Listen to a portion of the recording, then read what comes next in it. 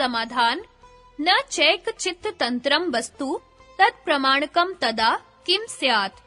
शब्दार्थ न च बराबर नहीं और एक चित्त तंत्रम बराबर एक चित्त के अधीन है, वस्तु बराबर वस्तु, तत् बराबर वह, अप्रमाणकम बराबर बिना प्रमाण के अर्थात बिना चित्त के, तदा बराबर उस समय, किम स्यात् बराबर क्या होगी।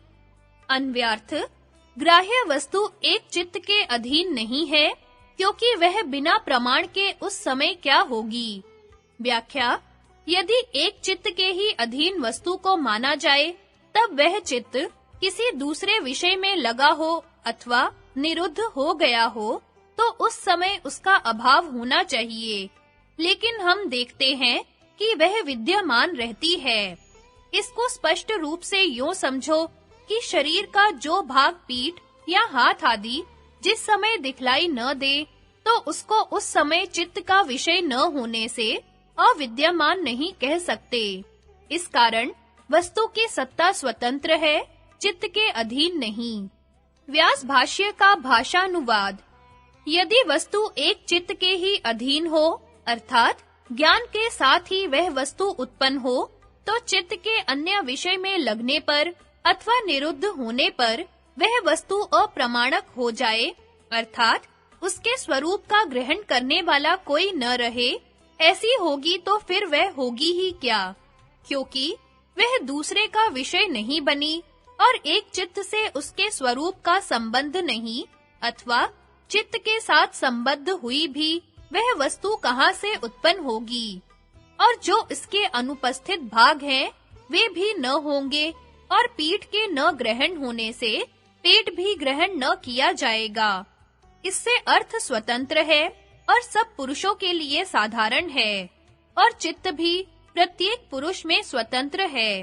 उन वस्तु और चित्त के संबंध से जो उपलब्धि है वह पुरुष का भोग है। संगति शंका यदि वस्तु की सत्ता स्वतंत्र होती तो वह सदा चित्त को ज्ञात रहती, लेकिन कभी ज्ञात होती है कभी नहीं। यह बात सिद्ध करती है कि वह चित्त के अधीन है। समाधान तदु प्रागापेक्षित्वात् चित्तस्य वस्तु ज्ञाता ज्ञातम। शब्दार्थ तत् उपराग अपेक्षित्वात् बराबर उस पदार्थ के उपराग की अपेक्षा वाला होने से चित्तस्य बराबर चित्त को, वस्तु बराबर वस्तु, ज्ञात अज्ञातम बराबर ज्ञात और अज्ञात होती है। अन्व्यार्थ चित्त को वस्तु के जानने में उसके उपराग की अपेक्षा होती है, इसलिए उसको वस्तु ज्ञात और अज्ञात होती है। व्याख्या उपराग इंद्रिय सन्निकर्ष द्वारा जो विषय का चित्त में प्रतिबिंब पड़ता है उसको उपराग कहते हैं। विषय अयस्कांत मणि के समान है और चित्त लोहे के समान है। विषय इंद्रिय सन्निकर्ष द्वारा अपनी ओर आकर्षित कर अपने आकार से चित्त को चित्रित कर देता है। इस प्रकार जिस विषय से चित्त उपरक्त होता है अर्थात जिस विषय का चित्त में प्रतिबिंब पड़ता है वह विषय उसे ज्ञात होता है। वस्तु के ज्ञात अज्ञात स्वरूप होने से चित्त परिणामी है, न कि वस्तु को स्वयं उत्पन्न करने वाला। जब इंद्रिय द्वारा चित्त के साथ जिस वस्तु का संबंध होता है, जैसे विषयाकार चित्त होता है, तब उसमें चेतन प्रतिबिंब रूप स्फुरण होता है। तो उसी वस्तु को अथवा चित्त वृत्ति को अपने प्रतिबिंब द्वारा पुरुष जानता है, अन्य वस्तु को नहीं। घट आदि के संबंध से चित्त की घट आदि ज्ञान रूप वृत्ति होती है, अन्यथा नहीं। इससे चित्त के विषय ज्ञात और अज्ञात है, इसी से यह परिणामी है। पौरुष्य बोध भिन्न है और मानसिक बोध भिन्न। भोज वृत्ति का भाषा अनुवाद।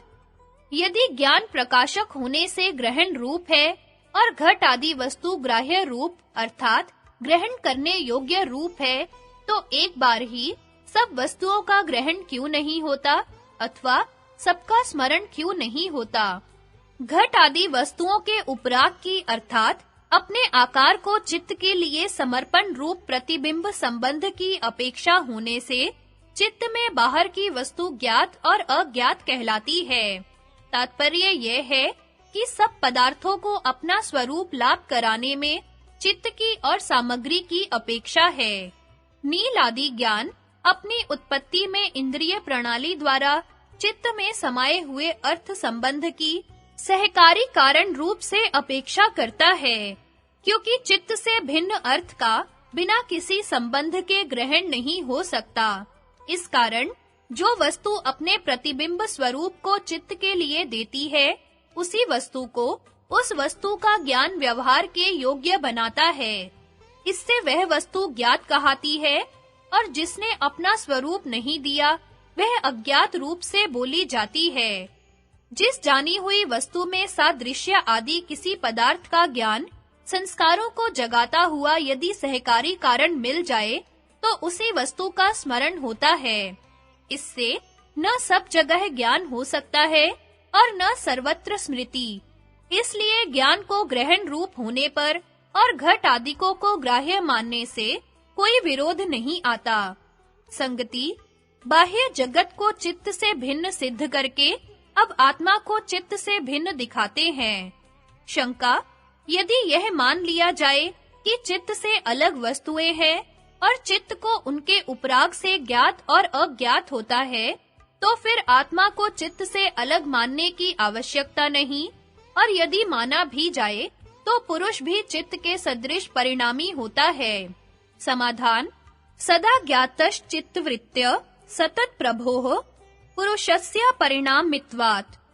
शब्दार्थ, सदा ज्ञाताः बराबर सदा ज्ञात रहती हैं, चित्तवृत्त्यः बराबर चित्त की वृत्तियां, तत्प्रभो बराबर उस चित्त के स्वामी, पुरुषस्य बराबर पुरुष के, अपरिणामीत्वात् बराबर परिणामी न होने से। अन्व्यार्थ, चित्त का स्वामी पुरुष परिणामी नहीं है, इसलिए चित्त की वृत्तियां उसे सदा ज्ञात रहती हैं। व्याख्या, चित्त का जब बाहर के विषय के साथ संबंध होता है, तो वह उसको ज्ञात होता है, और जब संबंध नहीं होता, तो अज्ञात होता है। इसलिए वह कभी बाहर के विषय को जानता है, कभी नहीं जानता है। वह जानने न जानने इन दोनों अवस्थाओं में बदलता रहता है। यह उसमें परिणाम होता रहता है। इसलिए वह परिणामी है, पर पुरुष में यह परिणाम नहीं होता।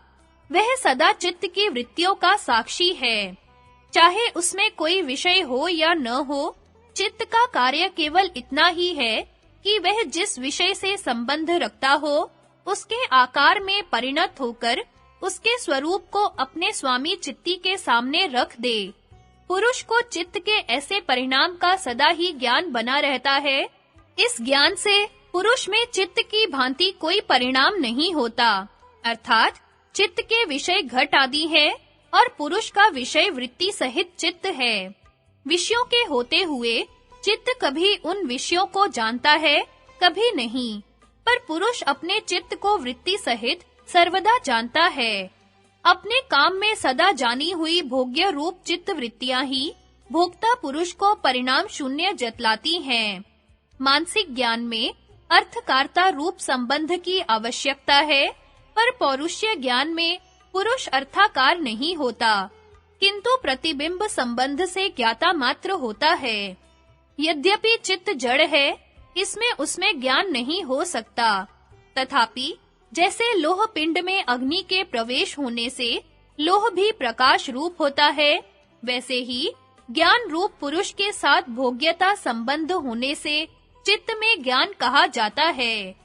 चित्त को जो जहां-तहां प्रकाश रूप कहा है, वह इसलिए कि शुद्धता से प्रतिबिंब को ग्रहण करने की इसमें शक्ति है।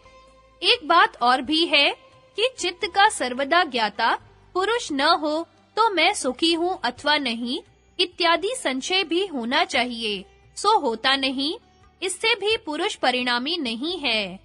भोज वृत्ति का भाषानुवाद। प्रमाता पुरुष भी जिस समय नील पदार्थ को जानता है, उस समय पीत आदि से संबंध रखने वाले चित्त के आकार का ग्रहण न करने से कदाचित परिणामी हो जाएगा। इस आशंका को हटाते हैं। जो प्रमाण विप्रय आदि रूप चित्त की वृत्तियां होती है, उनको ग्रहण करने वाला चित्त का अधिष्ठाता पुरुष सब काल में ही जानता है, क्योंकि पुरुष का परिणाम नहीं होता। यदि वह पुरुष परिणामी हो, तो परिणाम के कभी-कभी होने से चित्त की वृत्तियों को सदा जानने वाला नहीं बन सकता। तात्पर्य यह है कि चैतन्य रूप पुरुष चित्त का सर्वदा स्वामी है और निर्मल अंतःकरण भी उसके साथ सदैव रहता है। वह चित्त जिस पदार्थ के साथ संबंध करता है, उसी पदार्थ का ज्ञाता पुरुष कहलाता है, क्योंकि घटाद्याकार वृत्तियों में चेतन का प्रतिबिंब सा पड़ता है। इससे पुरुष में परिणामिता की शंका कभी भी नहीं हो सकती। संगति, शंका। अग्नि की भांति चित्त ही वस्तु का भी प्रकाशक है और अपना भी, इसलिए चित्त से अतिरिक्त किसी अन्य पुरुष के मानने की आवश्यकता नहीं रहती। समाधान: न तत्स्वाभासम दृश्यत्वात्। शब्दार्थ: न बराबर नहीं, तत् बराबर वह चित्त, स्व आभासम बराबर स्व प्रकाश है, दृश्यत्वात् बराबर दृश्य होने से। अन्वयार्थ: चित्त स्व प्रकाश नहीं है, क्योंकि वह दृश्य है। व्याख्या: जिस प्रकार दूसरी इंद्रियां और शब्द आदि विषय दृश्य होने से स्व प्रकाश नहीं है, उसी प्रकार चित्त भी दृश्य होने से स्व प्रकाश नहीं है, किंतु पुरुष से प्रकाश्य और जानने योग्य है। अग्नि का दिया हुआ दृष्टांत भी यहाँ लागू नहीं हो सकता। अग्नि जड़ है, उसको स्वयं अपना ज्ञान नहीं होता। उसको जानने के लिए किसी अन्य ज्ञान वाले की आवश्यकता होती है। इसी प्रकार चित्त भी जड़ है, उसे जानने के हेतु उससे अलग चित्ती को मानना पड़ेगा। चित्त के दृश्य होने में एक प्रमाण यह भी है कि उसमें सुख, दुख, भय, क्रोध आदि के जो परिणाम होते हैं, वे दूसरे से देखे जाते हैं। जैसे मैं सुखी हूँ, मैं क्रोध में था इत्यादि। इससे सिद्ध है कि चित्त की इस अवस्था को देखने वाला उससे अतिरिक्त चेतन पुरुष है।